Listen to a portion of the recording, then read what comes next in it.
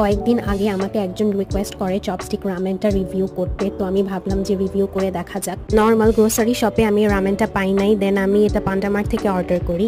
এই রামেনটার actual price হচ্ছে 170 টাকার, অফার এখানে 120 টাকা দেখাচ্ছিল, তো ডেলিভারি চার্জ সহ এটার প্রাইস 204 টাকা পড়ে। আমি চপস্টিকের হট অ্যান্ড চিজ ফ্লেভারের রামেনটা ট্রাই করেছিলাম, ওদের প্যাকেজিং ওয়াজ নাইস, আর একটা প্যাকেটের ভেতরে 2টা রামেন থাকে, যেটা আমার খুবই ভালো লেগেছে। রামেনের স্যুপটা তৈরি করার জন্য কাঁচা কুসুম একটা বোলের মধ্যে নিয়ে নিই।